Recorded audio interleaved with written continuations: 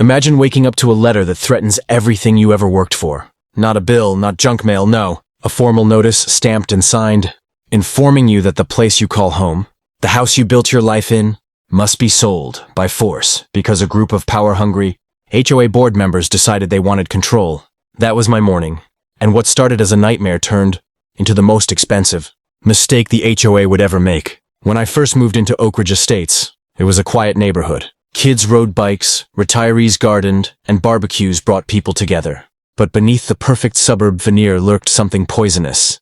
A new HOA president named Karen Whitmore. She didn't just enforce rules, she hunted for violations like they were trophies. A blade of grass too tall? Warning. A car parked an inch past the driveway line? Fine. A wreath that wasn't seasonally approved? Violation. Her power wasn't authority, it was obsession. I stayed out of it at first. Followed the rules, kept my yard perfect, paid dues on time. But then Karen noticed something she wanted. My corner lot. It was bigger than most, with a view she apparently thought belonged to someone more HOA appropriate. Rumors spread that she'd been talking about restructuring. The community aesthetic, translation. She wanted my land and she wanted it fast. Within weeks, the letter arrived. They accused me of chronic rule violations, none of which existed. According to them, I was destabilizing neighborhood harmony. Shock turned to anger. Then anger turned to determination. They expected me to fold. They expected fear. Instead, I hired a lawyer, someone who specialized in HOA abuse cases. And when he saw the letter, he laughed. They picked the wrong homeowner, he said. That's when I knew this wasn't just a fight for my home. It was a fight to expose a corrupt board drunk on power. And let me tell you, once this battle began, there was no going back. What they thought would be an easy takeover became a federal case. Their arrogance? It would cost them millions. The moment my lawyer sent the first response letter, the HOA crumbled. Karen called an emergency board meeting. Neighbors whispered. Some avoided me. Others slipped messages under my door thanking me. Turns out I wasn't the only target. She thought she could threaten forever. But the law was coming. Court battles don't start with a gavel. They start with paperwork, whispers, and pressure.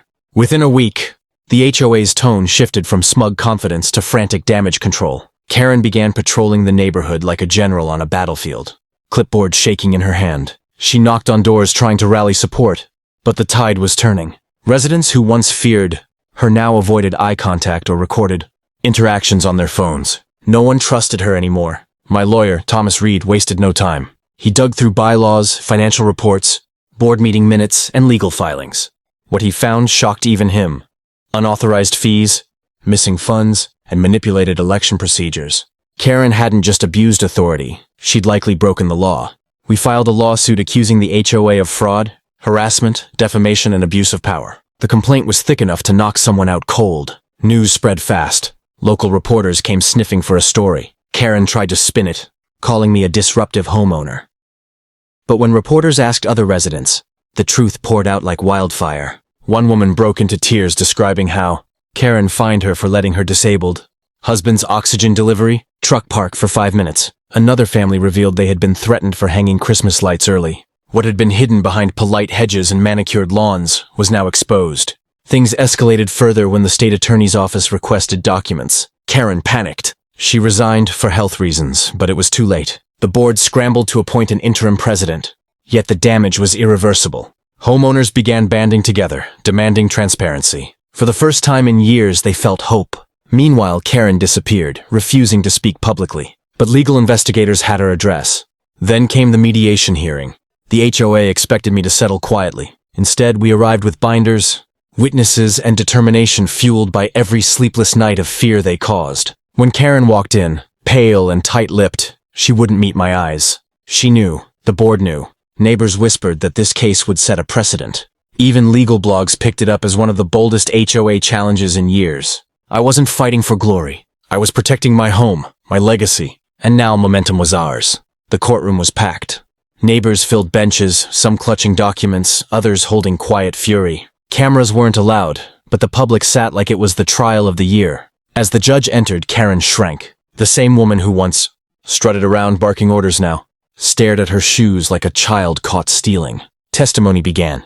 My lawyer presented every violation, every forged notice, every intimidation attempt. Residents testified one by one.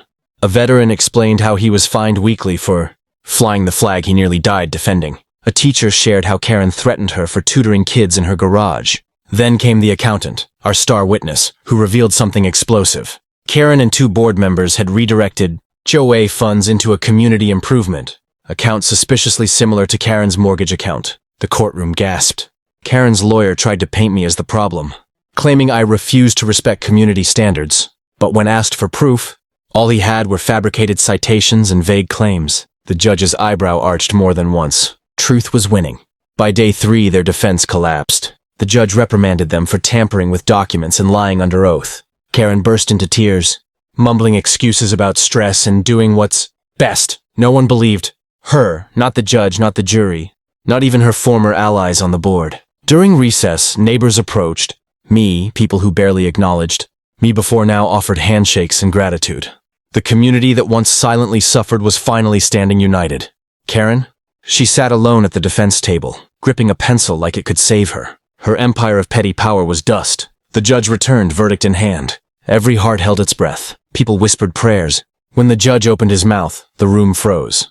The judge's voice cut through the tension like thunder. This board abused its authority, violated state law, and inflicted serious harm on homeowners. You could feel the air vibrate. Then came the ruling, clear, devastating, and unforgettable. The HOA was ordered to pay millions in damages, restitution, and legal fees. Karen and her accomplices were permanently banned from serving on any HOA board again. Karen's personal judgment wiped out her savings, forcing the sale of her home. Gasps filled the room. Some neighbors cried. Others clapped before being silenced. I exhaled for the first time in months, relief washing over me. The fight was brutal, but I had won. Not just for me, but for everyone who suffered silently. Outside, sunlight felt different. The neighborhood transformed. Residents organized, elected a new transparent board, rewrote bylaws, and put protections in place so no tyrant could ever rise again. Kids played freely.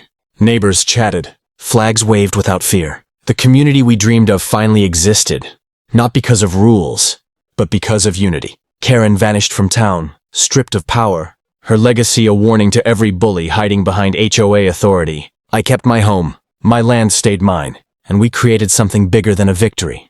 We created change. This wasn't revenge. This was justice. A home isn't wood and paint. It's safety, memory, pride, and no title-wielding dictator gets to take that away. The lesson? Stand up. Fight quietly, strategically, relentlessly.